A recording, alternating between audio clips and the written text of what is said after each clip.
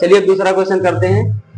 इसमें क्या दिया हुआ है हमें, ये एक पेड़ है जो टूट के आंधी से गिर गया है और 30 एंगल का कोण बना रहा है। पेड़ की जड़ जो है उसकी जो सबसे ऊपर वाला भाग है, दोनों के बीच की दूरी 8 मीटर है और हमें पूरी कुल पेड़ की लंबाई ज्ञात करना है, मतलब इतना भी ज्ञात करना है, इसका लंब और इसका कण भी ज्ञात करना है। ठीक, सबसे पहले हम क्या करेंगे, ये हमारा आधार लेंगे और ये हम क्या लेंगे, लंबाई, लंब। तो क्या लेंगे, पहले हम इसका लंब लेंगे, लंब और आधार, क्योंकि आधार हमें ज्ञात है। तो लंब और आधार, लंब आधार क्या होता है, लंब बटे आधार, मतलब क्या होता है 10। 10 कितना है, 30 अंश। ठीक, 10 30 अंश हो गया और बराबर क्या है, लंब और आधार। लंब कितना दिया है हमें, लंब को क्या कहेंगे हम, बी और सी, और ए और बी, इसका आधार हो गया। ठीक, 10 क्या हो गया हमारा, 10 दिया हुआ था, 30 अंश क्यों रखे, क्योंकि यहाँ पे 30 अंश दिया हुआ था। ए और सी क्यों रखे, क्योंकि ए ये हमारा वो क्या नाम है, सी है और बी है, सी और बी हमारा लंब है और ए और बी क्या है, आधार है। ठीक, अब हम 10 30 अंश का मान रखेंगे। 10 30 अंश का मान होता है 1/√3 बराबर, ये दोनों, इसमें दोनों किसी का मान दिया है, नहीं दिया, ऊपर वाले का तो नहीं दिया, बीसी लिख देंगे और इसका मान दिया 8 मीटर, 8 मीटर लिख देंगे। यहाँ तक समझ गए सब लोग। फिर क्या करना है हमें, इसका गुणा इसके साथ होगा, इसका गुणा इसके साथ, तो इसका गुणा इसके साथ करेंगे तो क्या हो जाएगा, √3 BC बराबर 8।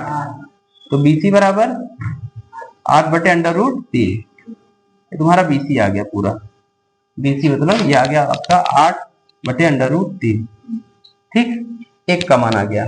अब हमें क्या निकालना पड़ेगा, अब हमें निकालना है क्या नाम है, कण ज्ञात करना है इसका, ये वाला भुजा। इसको कैसे ज्ञात करेंगे, इसको ज्ञात करने के लिए हमें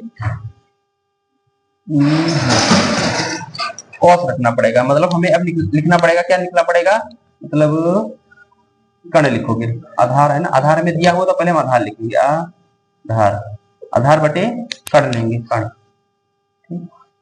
आधार बटे कण। तो आधार हमारा ये हो गया और कण हमारा ये हो गया। ठीक, क्योंकि आधार हमें पता था, तो आधार कितना है, आधार बटे कण होता क्या है, तो होता है कॉस, कॉस थीटा।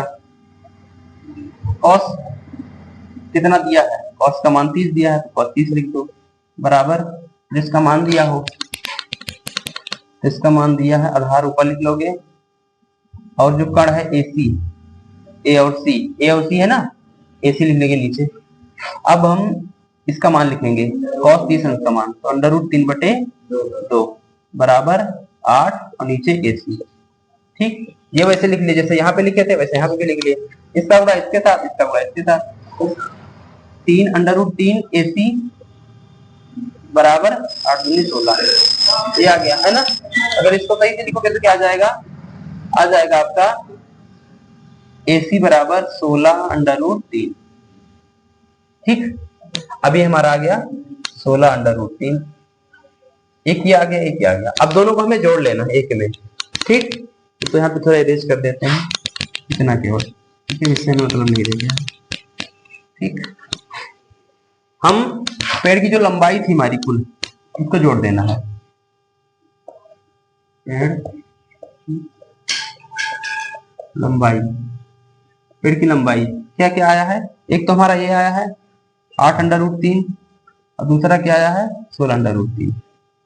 दोनों को जोड़ना है, दोनों तरफ हर बराबर है ना, हर बराबर तो √3 हो गया और ये क्या हो गया 24, ये आ गया इतना। ठीक, अब जब ऐसे आता आपको पता होगा, जब अंडर रूट में नीचे आता क्या होता है, हरों का परमीकरण होता है। ठीक, तो हरों का परमीकरण करते हैं हम, 24 लिखेंगे, √3 लिखेंगे और √3 ऊपर एक बार √3 नीचे, जानते होगे ना, ऊपर नीचे लिखे, सामने सामने गुणा कर देना होगा। तो इसको इससे गुणा करोगे तो क्या हो जाएगा 24√3, इसको करें इससे तो क्या हो जाएगा 3, यहां तक हो गया ना।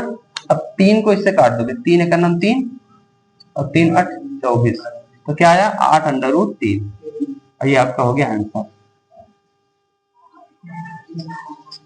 ठीक, काट दीजिए।